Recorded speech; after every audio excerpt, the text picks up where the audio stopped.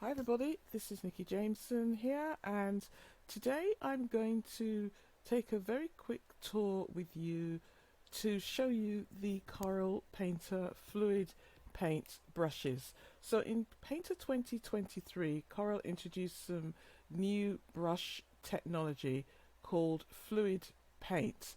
And with this fluid paint, you can actually control the amount of opaqueness of a particular brush. So I'm going to show you them here. There are two sets: fluid paint and sculpt and fluid paint and blend. And so any brush that has the enhanced cover, so to find the enhanced cover, you will go into brush general brush control, and you can see the recipe of the brush. So here you can see enhanced cover as the method. And so if you've got Corel Painter and you've looked at this toolbar, you'll see that you can change the method of any brush to eraser, selection, drip, cloning, wet, etc. So this brush is enhanced cover. And with these fluid brushes you can change, as I said, the opacity, I'm going to close that, of the brush and make it lighter or darker. You can build up the paint very naturally, and this actually takes it beyond what you can do with traditional paint, which is often the case in digital art. You can do a lot of things that you can't really do in traditional art. But we're not here to sort of draw comparisons here. What I want to look at is just show you these brushes, show you what they're good for, and just describe a little bit of what they can do by showing you. So to do this, I'm actually going to start with a new document. I was doing it on this particular canvas, but one of the properties of, or the great things with these fluid brushes, is that they also enhance grain. They show in the paper grain. And as if that wasn't enough, Corel also included some special papers to use with these fluid paint brushes. And so that makes these brushes good for illustration, comic books, hatching, blocking in, all sorts of things. It makes them very, very versatile. So without further ado, I think what I'm going to do is I'm going to go to File, New, and I'm going to choose a new canvas. This is a 12 by 12 canvas. Because it's a 12 by 12, the orientation doesn't matter too much. And just for the sake of argument, I am actually going to change the canvas color and make it. What shall I make it? Shall I make it a dark canvas? Maybe we should try a dark canvas for once. Let's just make it there. You can change the canvas to any color by using this tool. So I'm just going to close that. I've got it to start painting on a layer, and right now the paper is this laid canvas here. So this is a very interesting background, but it should show up the paint, and that's what I'm looking for. So I'm going to start I'm going to do the fluid brushes build and sculpt, and from the name you can tell that it's actually building. It's for building and sculpting, but it does it in very different ways. So the first brush is called Shape Builder, and I'm using the color set libraries today. I'm going to just use those today, and these are called the Artist Oil colors. So you've got lemon yellow, cadmium, scarlet lake, cadmium, magenta, and so on. The typical artist's colors. So I'm going to try and use those. I've also got harmonies here, which if I want to maximize my harmonies, I can either lock some of these, and it will keep the colors in that particular harmony. But so let's go to this lemon yellow, I think it is, and the first brush we're going to look at is Shape Builder. So Shape Builder, basically it can build up any shape you want. Let's reset this because it's a smaller brush when it's reset, and I'm not really applying pressure here. I'm not really applying a lot of pressure. I am actually just very gently painting here. But if you watch this, let me just try and make it a little bit bigger. Hopefully I don't want to lose the canvas. You can see it's actually, as I paint, it's actually building and adding more paint such that there's even a little bit of a shadow, right? And this is a reset of 100%. If I turn the reset down a little bit, I get even more of a blend there. Let's try this just to show you here. So with the reset, it's not really, this particular brush isn't really mixing unless I turn the reset down and increase the bleed. Then I can actually get it to mix, because then it's really blending at this point. So I don't want to turn the reset down. I want it to be up where it was. Let me reset it because I can't remember what it was. And we go back to this yellow. So actually, I want that should be dark, shouldn't it? Let's just pretend we're painting a flower here. Okay. Or, so a sort of flower. Maybe not a great flower. But so here we've got the look of kind of petals, but you can see how it's building up and it's actually adding some really nice interest to the stroke. This is really neat. I haven't practiced with these brushes a lot, and I always feel that I really should do, but I like to do it without sort of trying to paint a picture, because to paint a picture or to do a painting, I need to know what the brushes do. So this is a really good way of discovering. I've already discovered some nice blending brushes here. So anyway, this is shape. I've spent a lot of time on this one.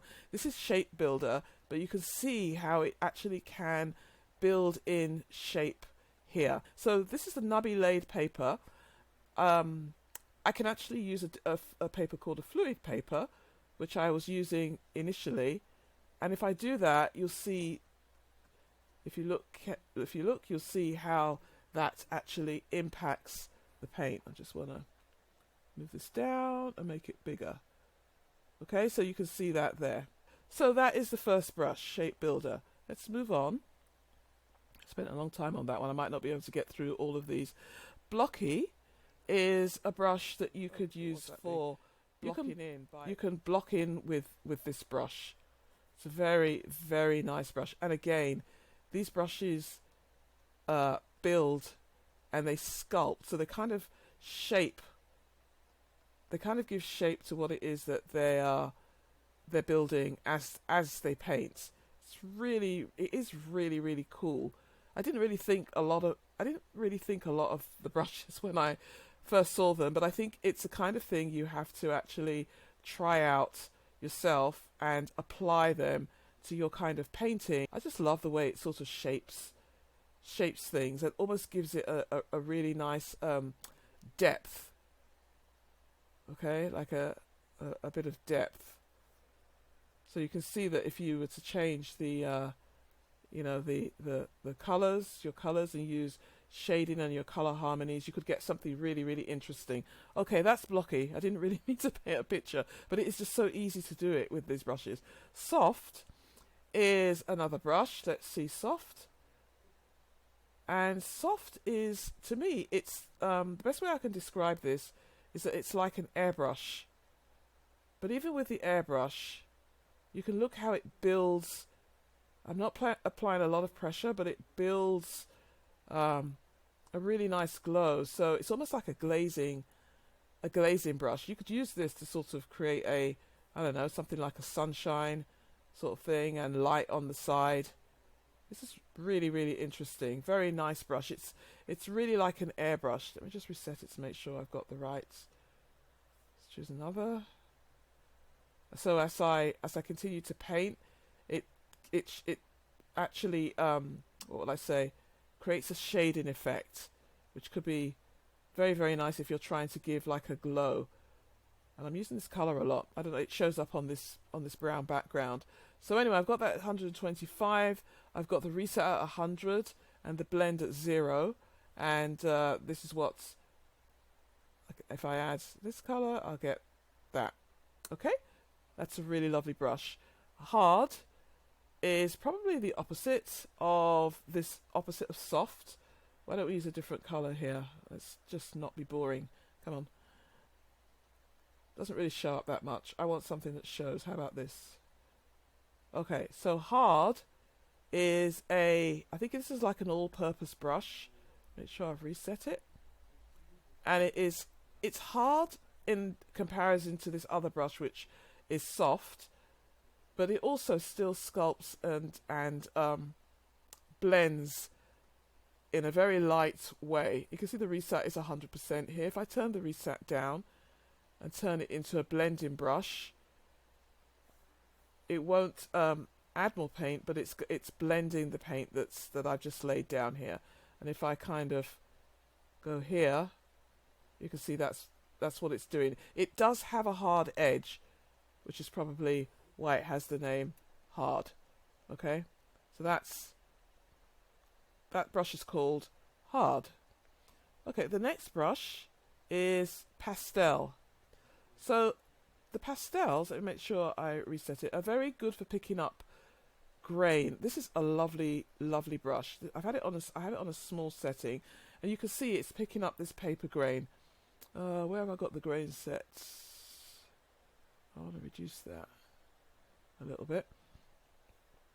And if I reduce it, you can see that I've reduced the actual amount that the grain shows through. So you can reduce the amount of grain. I'm going to have it up pretty high just to show what this brush can do. It's a reset of 12%, so it's almost blending at this stage. Did I do that to turn the grain down? Did I turn the reset down? I can't remember. Anyway, okay, we're going to turn it up a little bit. And this is the difference. Let me change the paper to another fluid paper. And these fluid papers are specially made for these brushes. I've got the reset. I'm going to take the reset down. So the lower the reset, the more grain it should pick up. Which it was, but it's not sort of picking up as much as before. Let's choose another colour here. So this is called pastel. I'm going to change the paper a little bit, see if we get, and I'm going to reset it. Let's see. Yeah. So this brush, you may have to reset a couple of times. So you can see it's picking up the paper grain here again, and it's kind of blending because the reset is 12%, and that is its default. If I move the reset up a bit, I get a pronounced paper grain here. So this is definitely one to play with. Look at the difference with the paper that I have here that I changed, and the settings that I changed, and what we have here. Okay, so that is pastel. The next brush is called charcoal. I'm going to pick this color. It comes up pretty large. Actually, I used it pretty large on the last exercise I was doing. So charcoal, why isn't it painting? A reset of 25%. So I'm going to turn the reset up, because typically charcoal, look at that. It's so, I think I need something white for this. This is the drawback of using this dark background. Okay, so this is charcoal. If I reset it, it's the size is 50, and it comes up really quite a blending kind of effect, a blending brush. So in its default, it is a blending brush, and it can add paint. I've got a reset of 25. I'm going to take the reset up, and you really get the paper grain showing through here. Okay, plus if I continue painting, it's building, it's actually building, and it gives this really, really nice texture here. Let's do something more circular and organic here. That is too dark. What do we want? We keep going back to this lighter beige. I'm going to think twice before I use this dark canvas again. But anyway, so you can see it gives this really lovely textury effect. I don't like to rush these brushes because I don't, you just don't see, you don't see enough of how these brushes actually look on the different papers, and you could, you could spend hours just testing them out and using them with the papers. They're really great. Okay, so that is charcoal. It's an unusual charcoal brush, but if you make it smaller, okay, you can get a very, very, very thin line with it. Oops. This is where I can change the size, and in fact I want to make it rotation. It's a good reminder. You don't want it at 1.8. Let's say you want it about around 13, and then you can have a nice kind of sketching brush, okay, to sketch in your shape. Let's make this black. Sketch in some shape. Okay, so large, you've got this texture, and smaller, you've got this really nice charcoal for sketching. This is really lovely. It's gorgeous. I keep raving on about it, but it's really nice. So that's charcoal, and I've also already marked it as a favourite. So next brush is Hatch, which is fairly, I think it's pretty self-explanatory. And again, you'll get this brush sort of building and adding. Okay, so I've reset it to its default, and in its default it has a low reset, which means it's going to blend.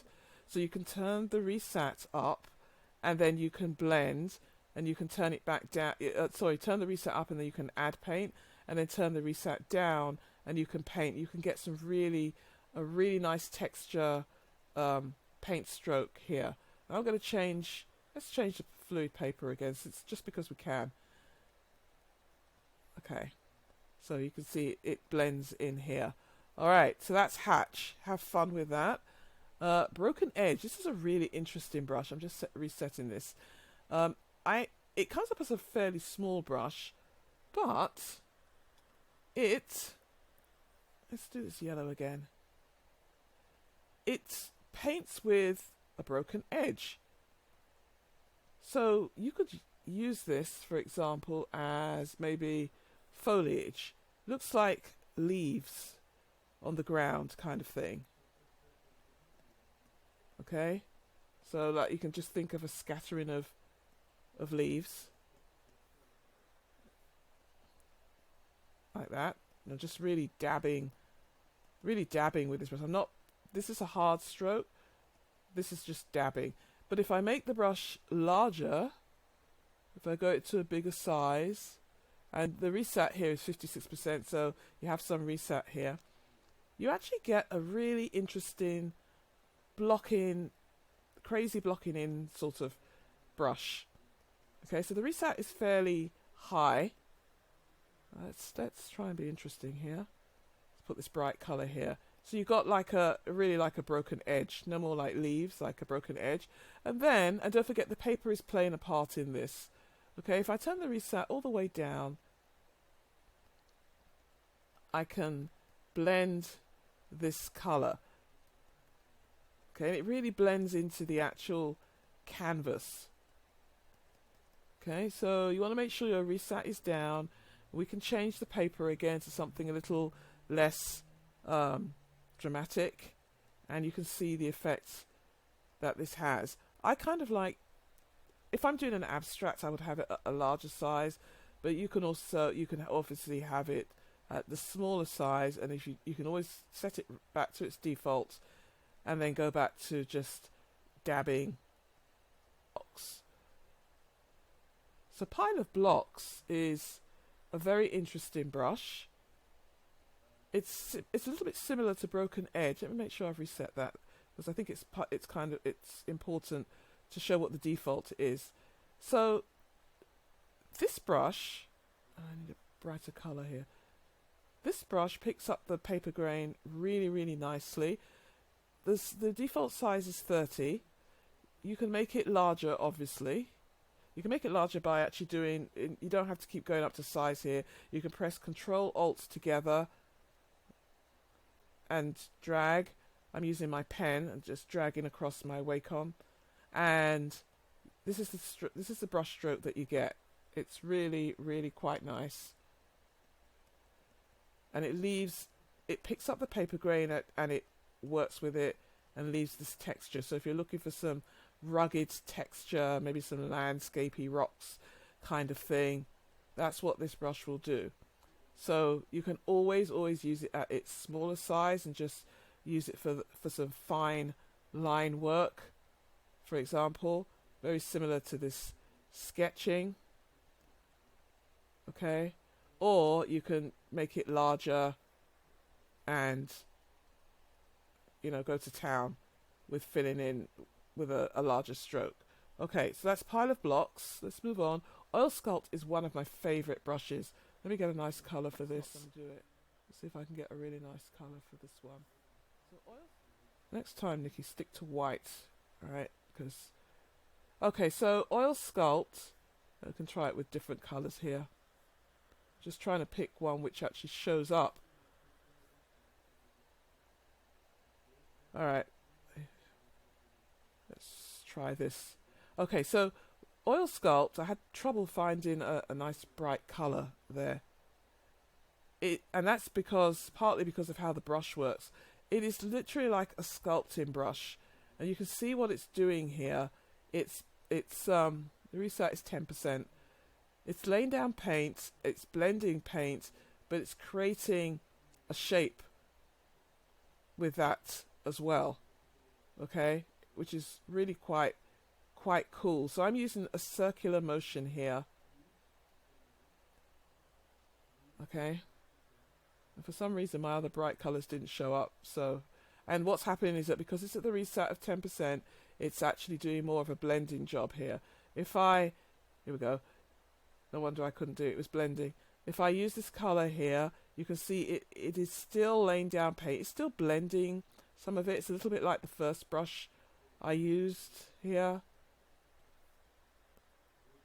Just love playing with color here. So, but you can see it's building up shape here. It is an oil brush, and it has really got some really nice coverage. So lots of uses for this particular brush of this one. And if I turn the reset down, which is where it's at its more interesting, you can see that it completely different.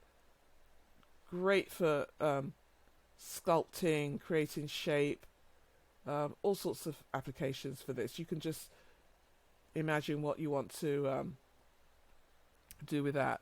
So Oil Sculpt, Grain Painter. Let's see if we can finish this. Grain Painter, reset. Try and find something bright. So Grain Painter, it paints, and you can see some really nice grain here. Very, very nice. This is the beautiful canvas coming through, and this is without me really changing the angle very much. You can always randomize it a little bit. See, this is very nice. This is a really, really nice brush. This is a reset of 50%, so it's partially blending as well. Okay, it's very, very nice brush. And last but not least, we've got Wispy Flow Map. I know I'm using this orange a lot just because it shows up, but let's try this blue. So this gives a very wispy, oily brush stroke. It's building and it's sculpting as I put the stroke down. It's really nice and smooth. It's really lovely, actually. Let's just go into town with some of these colors. Okay, so it even leaves a little bit of shadow here. Okay, and I think I've reset it. Yeah. So this is a really, really gorgeous, another gorgeous brush here. Okay, this has been a little bit of a longer video. I hope you enjoy it. You can always watch it in 2 parts, but I really did want to get through all these brushes and show them to you. They are really beautiful. If you have Corel Painter or you're thinking of getting Corel Painter, I would say these brushes are almost worth getting Painter for these brushes. And the next video, one of the next videos, we will look at the paint and blend, because they are really quite beautiful as well. Okay, thank you so much for watching this video. Hopefully I will see you in another video. Take care. Bye bye.